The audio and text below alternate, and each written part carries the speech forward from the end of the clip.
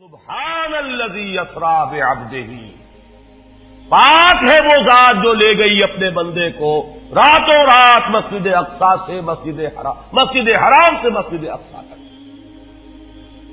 اگر یہ بات کسی انسان کی طرف منسوب ہوتی تو بات اور تھی، اگر یہ فعل حضور کی طرف منسوب ہوتا کہ حضور گئے تو بات اور تھی کہ میں آیا نہیں لایا گیا ہوں، حضور گئے نہیں لے جائے گئے ہیں، اور لے جانے والے وہ ذات ہے سبحان الذی اسری، وہ پاک ہے ہر عیب سے، ہر نقص سے، ہر ذوق سے، ہر کوتاہی سے، وہ منزہ ہے، اعلیٰ ہے، عرفہ ہے، بالا تر ہے، لہذا اس کی قدرت سے یہ ہرگز بعید نہیں کہ وہ اپنے بندے کو راتوں رات مسجد حرام سے مسجد اقصی اور پھر مسجد اقصی سے سدرۃ المنتہا تک لے جائے اور واپس لے آئے اور پھر مسجد حرام میں پہنچا دے۔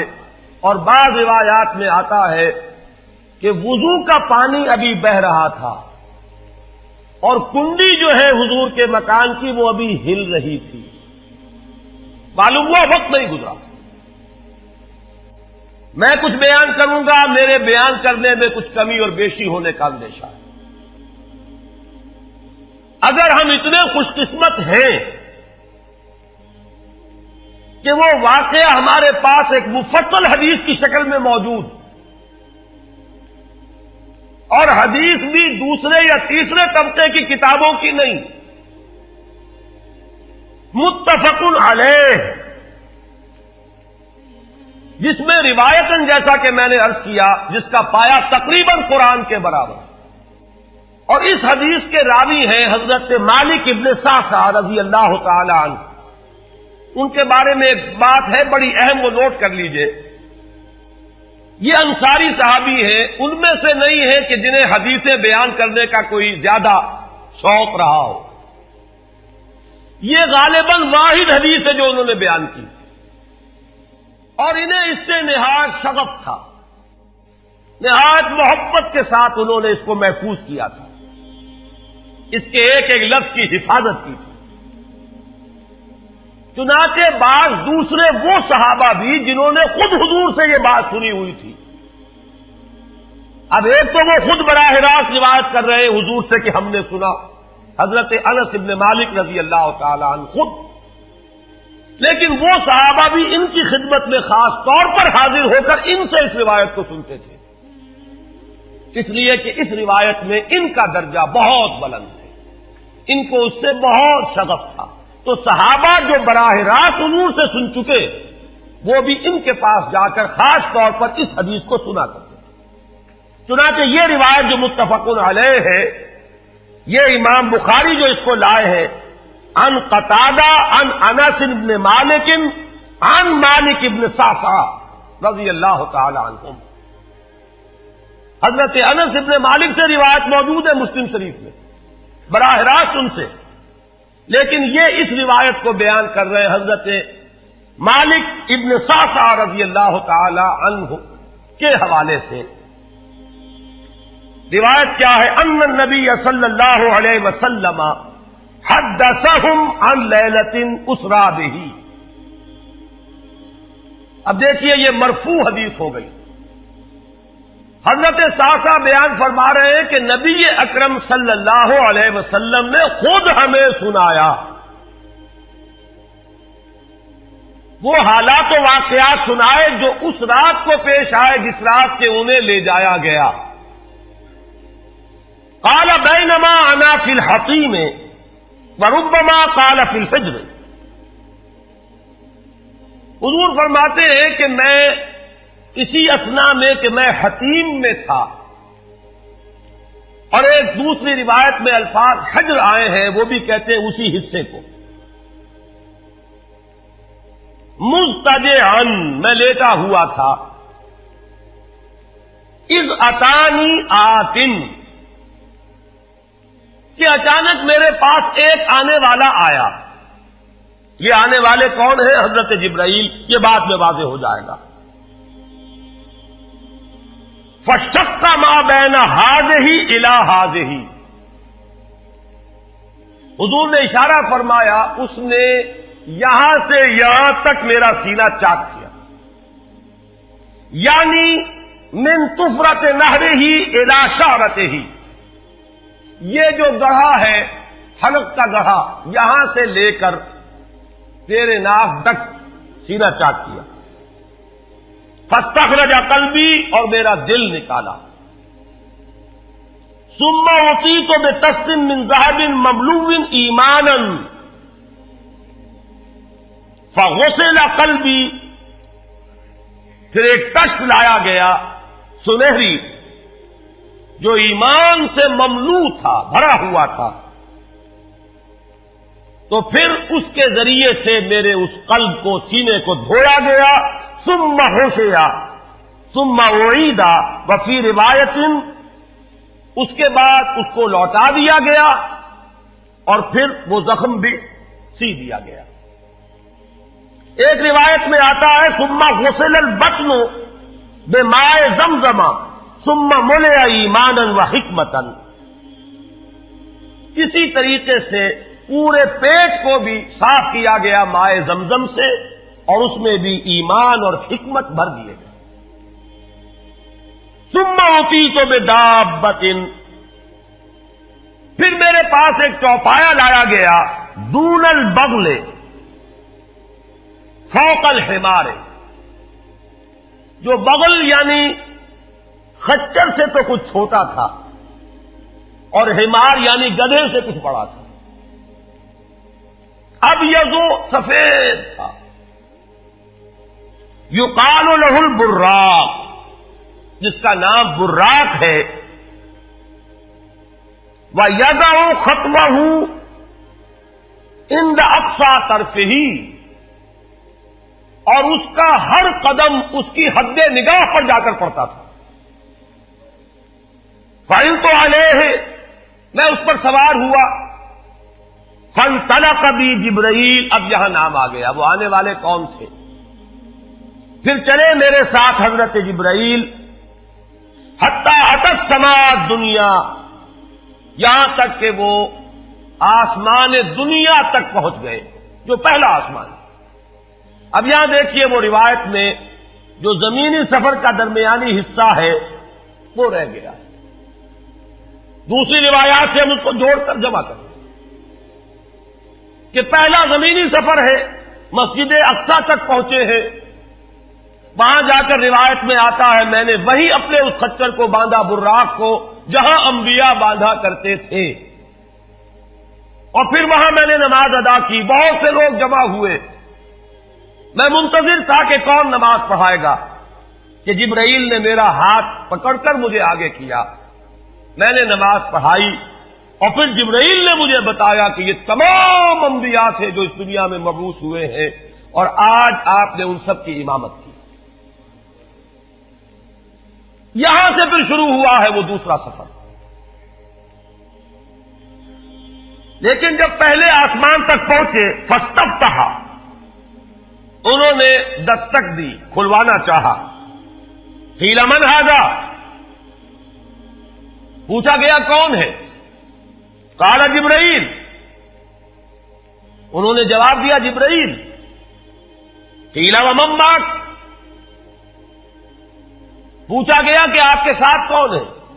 دیکھیے یہاں ذہن میں رکھیے گا، اس امکان کو کوئی شخص مسترد نہیں کر سکتا کہ ان ملائکہ کے علم میں ہو، لیکن پھر بھی پوچھ رہے ہیں، قانون قانون ہے، دروازے پر دستک دینی ہوگی، آئیڈینٹی ڈسکلوز کرنی ہوگی، چاہے علم میں ہو۔ جج جو ہے وہ اپنے علم کی بنیاد پر فیصلہ کبھی نہیں دے گا، وہ تو مقدمے کی سماعت ہوگی، شہادتوں کی بنیاد پر فیصلہ ہوگا۔ ذاتی علم کی بنیاد پر کرنا ہے تو وہ خود کسی اور عدالت میں اس مقدمے کو منتقل کرے اور وہاں گواہ کی حیثیت سے پیش ہو، تو قانون قانون ہے۔ پوچھا گیا آپ کے ساتھ کون ہے؟ قال محمد صلی اللہ علیہ وسلم۔ قیل وقد ارسل الیہ، پوچھا گیا کیا انہیں بلایا گیا ہے؟ قال نعم، انہوں نے فرمایا ہاں۔ قیل مرحبا بہ فنعم المجیء، جا ففتح فلما خلصت، اس کے بعد کہا گیا مرحبا ان کے لیے، تہنیت ہے، مبارکباد ہے، خوش آمدید ہے، کیا ہی اچھے ہیں وہ جو لائے گئے ہیں۔ پھر وہ سمائے دنیا جو ہے اس کا دروازہ کھولا گیا، میں اس میں داخل ہوا، فیضا فیہا آدم، میں نے دیکھا وہاں حضرت آدم تشریف فرما ہے۔ فقال ھذا ابوک، جبرائیل نے کہا یہ آپ کے جد امجد ہیں، فسلم علیہ، ان کو سلام کیجئے، فسلمت علیہ، میں نے انہیں سلام کہا، فرد السلام، انہوں نے سلام کا جواب دیا، ثم قال مرحبا بالابن الصالح والنبی الصالح، خوش آمدید ہے، مرحبا ہے صالح بیٹے اور صالح نبی پر۔ ثم صعد بی، پھر مجھے اور اٹھایا گیا، حتی اتى السماء الثانیہ، یہاں تک کہ جبرائیل پہنچ گئے دوسرے آسمان تک۔ فاستفتح، پھر وہی سوال و جواب ہے، میں اب ترجمہ نہیں کروں گا۔ قیل من ھذا، قال جبرائیل، قیل ومن معک، قال محمد، قیل وقد ارسل الیہ، قال نعم، قیل مرحبا بہ فنعم المجیء جاء ففتح فلما خلصت، جب یہ سارا اس کارروائی کے بعد داخل ہوئے ہیں دوسرے آسمان پر، فیضا یحییٰ و عیسیٰ وہو ابنا خالۃ، وہاں میں نے دیکھا کہ یحییٰ اور عیسیٰ ہیں اور یہ خالہ زاد بھائی ہیں۔ قال ھذا یحییٰ و ھذا عیسیٰ فسلم علیہما، فسلمت، فردا، ثم قال مرحبا بالاخ الصالح والنبی الصالح، انہوں نے بھی کہا خوش آمدید اور مرحبا ایک صالح بھائی اور صالح نبی کو، یہاں نوٹ کیجئے گا، حضرت عیسیٰ اور حضرت یحییٰ یہ بنی اسرائیل میں سے، لہذا حضور کو اپنا بیٹا نہیں کہہ سکتے، بھائی کہہ رہے ہیں۔ آدم جد امجد ہیں، انہوں نے بیٹا کہا ہے، مرحبا بابن الصالح والنبی الصالح، وہ نبی تو ہے، سب کہیں گے نبی، لیکن کوئی بھائی کہے گا، کوئی بیٹا کہے گا، ابراہیم بیٹا کہیں گے، موسیٰ وہ بھائی کہیں گے، جن کی نسل سے آپ نہیں ہیں، وہ جو براہ راست نسل چلی آ رہی ہے اس میں جو ذکر کرے گا وہ بیٹے کے لفظ سے کرے گا۔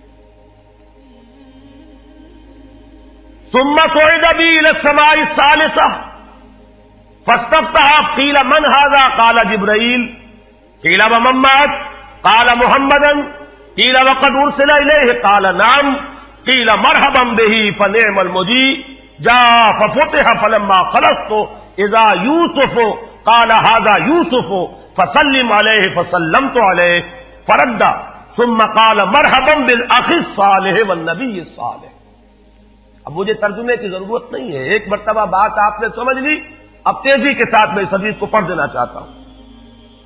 ثم صعد بی، پھر مجھے اور بلندی پر لے جایا گیا، حتی اتى السماء الرابعہ فاستفتح، قیل من ھذا، قال جبرائیل، قیل ومن معک، قال محمد، قیل وقد ارسل الیہ، قال نعم، قیل مرحبا بہ فنعم المجیء جاء ففتح فلما خلصت اذا ادریس، فقال ھذا ادریس فسلم علیہ، فسلمت علیہ، فرد، ثم قال مرحبا بالاخ الصالح والنبی الصالح۔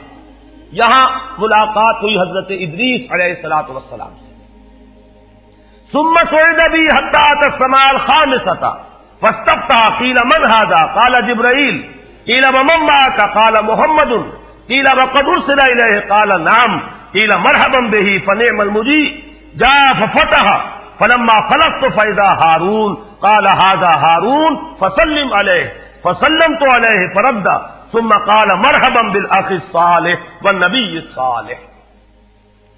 ثم صعد بی حتی اتى السماء السادسة فاستفتح، قیل من ھذا، قال جبرائیل، قیل ومن معک، قال محمد، قیل وقد ارسل الیہ، قال نعم، قیل مرحبا بہ فنعم المجیء جاء ففتح فلما خلصت فاذا موسیٰ، قال ھذا موسیٰ فسلم علیہ، فسلمت علیہ، فرد، ثم قال مرحبا بالاخ الصالح والنبی الصالح۔ چھٹے آسمان پر یہ حضرت موسیٰ سے ملاقات ہوئی. فلما جاوزت تو بکا، جب میں آگے بڑھا تو حضرت موسیٰ روئے. قیل ما یبکیک، ان سے پوچھا گیا کہ آپ کو کیا چیز رلا رہی ہے؟ قال ابکی لأن غلاما بعث بعدی، کہ مجھے اس بات پر رونا آ رہا ہے یہ نوجوان محمد صلی اللہ علیہ وسلم، یہ میرے بہت بعد ان کی بعثت ہوئی ہے.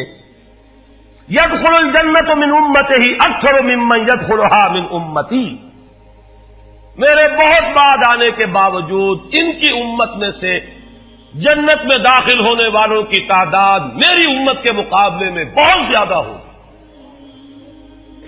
بہرحال اپنی امت کا خیال تو ہے، وہ شفقت جو نبی اور رسول کو اپنی امت پر ہونی چاہیے وہ ہے بتمام و کمال. اسے معاذ اللہ کسی حسد پر معمول نہ کیجیے، بلکہ وہ جو احساس ہوا ہے اپنی امت کی محرومی کا، وہ ہے کہ جس نے حضرت موسیٰ علیہ السلام پر یہ کیفیت طاری کی.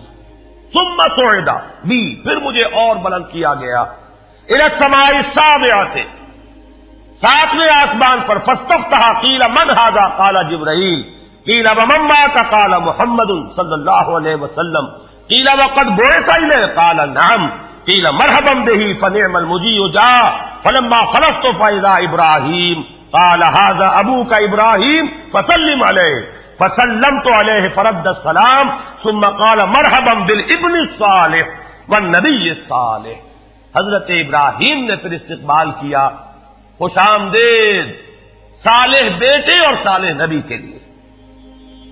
ثم رفعت، اب ذرا یہاں نوٹ کیجئے گا، یہاں سوئد تو نہیں آیا، سوئد ابھی نہیں آیا، رفعت. پھر مجھے اور بلند کیا گیا الی سدرۃ المنتہی، یہ سدرہ منتہا ہے جس کا ذکر ہے سورۃ النجم. اسی سدرۃ المنتہا کے پاس جنت ماوا ہے، وہ جس کا وعدہ کیا گیا ہے، جو ٹھکانہ بنے گی اللہ کے نیکوکار بندوں کا، جس میں وہ رہیں گے ہمیشہ ہمیش. فادخلوها خالدین، وہ بھی وہی ہے. پھر اٹھائے گئے حضور بیت المعمور تک. ثم اعطیت باناء من خمر واناء من لبن واناء من عسل. پھر میرے سامنے یہ بیت معمور کیا ہے یہ بھی جان لیجئے. یہ در حقیقت اس سمائے سابعہ پر، ساتویں آسمان پر خانہ کعبہ کا اصل جو ہے اللہ کا گھر، جس کا یہ ظل اور سایہ اس دنیا میں ہے، خانہ کعبہ، یہ ہے وہ بیت المعمور،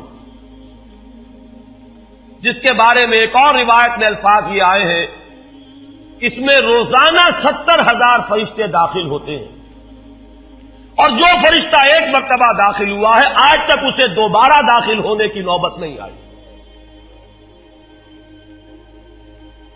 اسی طریقے سے وہ فرشتے ہیں جو طواف کرتے ہیں خانہ کعبہ کا. پھر جان لیجئے یہ ہماری نگاہوں سے مخفی عالم غیب کی ایک دنیا ہے اپنی جگہ، چاہے ہمیں نظر نہ آئے. پھر میرے سامنے 3 برتن لائے گئے، ایک دودھ کا اور ایک شہد کا اور ایک شراب کا. فاخذت اللبن، میں نے دودھ والا پیالہ اٹھا لیا. قال ہی الفطرہ، حضرت جبرائیل نے توثیق کی کہ یہ ہے اصل میں آپ کا انتخاب درست ہے، یہ فطرت ہے.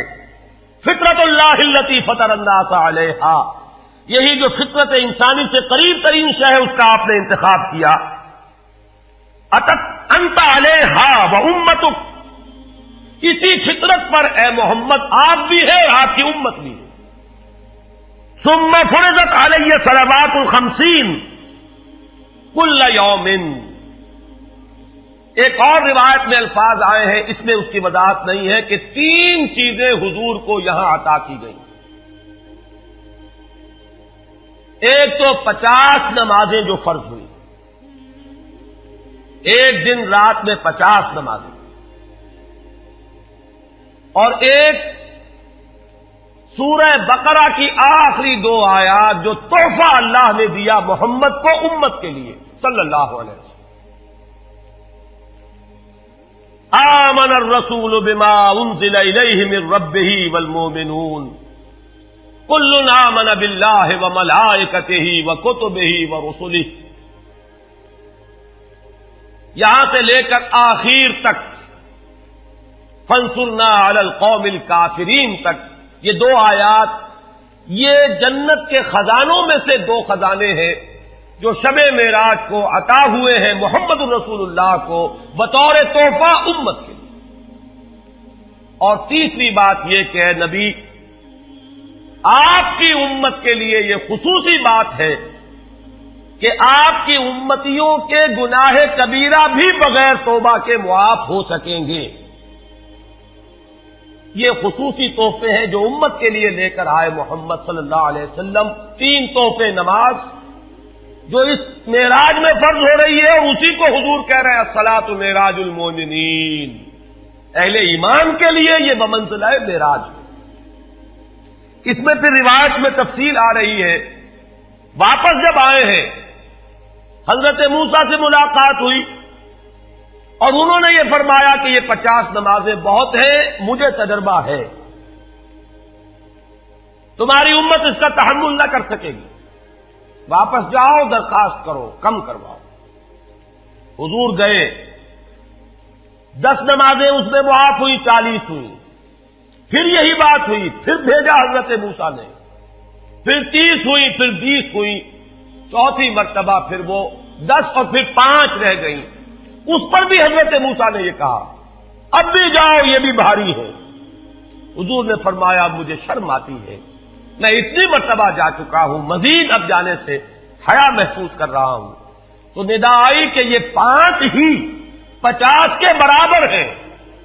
ہمارے ہاں قول بدلا نہیں جاتا. یہ 5 جو ہے در حقیقت یہ قائم مقام ہے ان 50 کے کہ جو اول ہم نے فرض کی تھی. یہ 50 ہی شمار ہوں گی اگر ان کا انسان ان پر مداومت اختیار کر لے. میں آخری جملہ آپ کو اس کا سنا دیتا ہوں.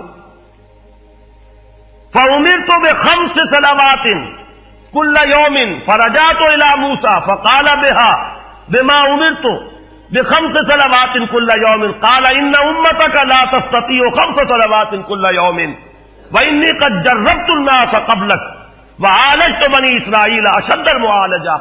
میں نے بنی اسرائیل کا حتی الامکان معالجہ کیا, ان کے حالات کو درست کرنے کی کوشش کی, لیکن مجھے تجربہ ہے یہ 5 بھی نہیں جھیلی جائیں گی. فَارْجِعْ إِلَىٰ رَبِّكَ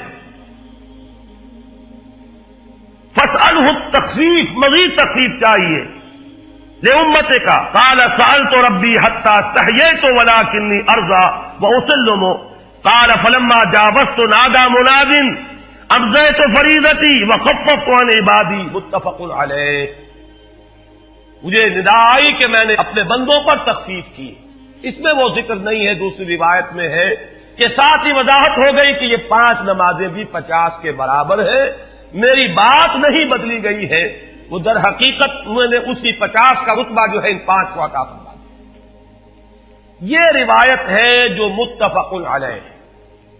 روایات کثیر, جنت اور دوزخ کے جو مشاہدات کرائے گئے وہ بہت تفصیل سے دوسری روایات میں, لیکن کسی اور روایت کا استناد کے اعتبار سے, اسناد کے اعتبار سے وہ درجہ نہیں ہے جو اس روایت کا ہے. باقی میں نے مسلم شریف کی روایات میں سے اور تفاصیل آپ کو سنائی ہے. یہ ہے واقعہ. پھر حضور واپس آئے ہیں, وہیں بیت المسجد اقصی میں آئے ہیں, پھر واپس تشریف لائے ہیں, اور اس کا میں بیان کر چکا ہوں دوسری روایات میں کہ وقت بالکل نہیں گزرا, کہیں روک دیا گیا ہے, پوری کائنات کو کہیں تھام دیا گیا. یہ بات تو وہ ہے جو آج سے پہلے بھی سمجھ میں آ سکتی تھی کہ شاید کسی ایک جگہ پر پوری کائنات کو روک دیا گیا. وقت بالکل نہیں گزرا کسی کے لیے, لیکن جیسا کہ میں نے عرض کیا اس وقت تو یہ بھی سمجھ میں آتا ہے کہ سب کے لیے وقت گزر رہا ہو اور صرف محمد الرسول اللہ کے لیے نہ گزرے صلی اللہ علیہ وسلم. آج یہ بات بھی سمجھ میں آ سکتی ہے, لیکن یہ ہے کہ قرین قیاس وہی پہلی بات ہے. کہ اس میں پورے اس وقت کے لیے وقت کی رفتار کو روک دیا گیا ہو. وہ مسئلہ یاد آ گیا کہ آگے بڑھو یا وقت کی رفتار روک دو. تو یہ وقت کی رفتار ہے جو محمد الرسول اللہ صلی اللہ علیہ وسلم کے لیے روک دی گئی. اس کے بعد جو ہنگامہ ہونا چاہیے تھا وہ ہوا. صبح جب حضور نے فرمایا کہ یہ میرے ساتھ واقعہ پیش آیا ہے تو جو رد عمل ہونا چاہیے تھا وہ ہوا ہے. یہاں تک بھی ہوا ہے کہ بہت سے مومنین صادقین متزلزل ہو گئے. مشرکین نے کفار نے بغلیں بجائیں کہ اب ہمیں موقع مل گیا. معلوم ہوتا ہے ابھی تک تو شک ہی کی بات تھی کہ ان کو کچھ خلل دماغی کا عارضہ ہے. اب تو ثابت ہو گیا, کسی شک کو شبے کی گنجائش نہیں. چنانچہ اب آپ اس کا اندازہ کیجئے, یہ واقعہ مکے میں بیٹھ کر بیان کیا جا رہا ہے. امتحان لیے گئے ہیں. اچھا اگر گئے تھے تو بتاؤ مسجد اقصی کے ستون کتنے ہیں, وہاں کی کھڑکیاں کیسی ہیں. حضور فرماتے ہیں, ایک حدیث موجود ہے کہ میں گھبرا گیا, اس لیے کہ کس کو یاد رہتا ہے. مسجد اقصی میں جا کر حضور ستون تو نہیں گن رہے تھے, لیکن یہ کہ جب پوچھا جا رہا ہے تو مجمع میں تو ہو سکتا ہے کہ تالی پٹ جائے کہ اچانک اللہ تعالی نے میرے سامنے مسجد اقصی کو کر دیا. اب میں دیکھ کر بتا رہا ہوں اور لوگ دنگ ہو رہے ہیں. اب دیکھیے وہ مشاہدہ جو میں نے عرض کیا تھا, مشاہدات بے شمار ہیں. جنت سامنے لے آئی جاتی ہے اور آگ سامنے لے آئی جاتی ہے, جہنم سامنے لے آئی جاتی ہے, مسجد اقصی سامنے لے آئی گئی ہے, جن میں سے ہر سوال کا جواب حضور نے مشاہدے سے دیا. اسی ضمن میں وہ واقعہ آتا ہے کہ حضرت ابو بکر کے پاس گئے لوگ دوڑے دوڑے. وہ یہ سمجھتے تھے کہ اگر یہ پالا ہم مار لیں تو پھر ہماری جیت ہے. ابو بکر کو اگر ہم متزلزل کر دیں تو پھر گویا کہ ہمارے لیے کوئی اور پرابلم نہ رہے گا. روایت میں آتا ہے حضرت ابو بکر نے بھی سن کر ایک دفعہ جھرجھری لی ہے, لیکن صرف ایک سوال کیا, کیا واقعی وہ یہ فرما رہے ہیں؟ لوگوں نے خوش ہو کر کہا, تالیاں بجائے, ہاں ہاں کہہ رہے ہیں, چلو ہم لے چلتے ہیں. انہوں نے سمجھا کہ ہمارا وار جو ہے کارگر ہوا ہے, واقعی کو تزلزل ہے. لیکن اگلا جواب ابو بکر کا یہ تھا, اگر وہ کہہ رہے ہیں تو 100% درست کہہ رہے ہیں. میں روزانہ یہ مانتا ہوں کہ فرشتہ آسمان سے ان کے پاس آتا ہے, تو اگر ایک مرتبہ انہیں آسمان پر لے جایا گیا تو یہ کون سی بعید ہے.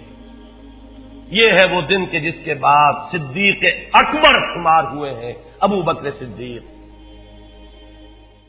صلی اللہ علی محمد صلی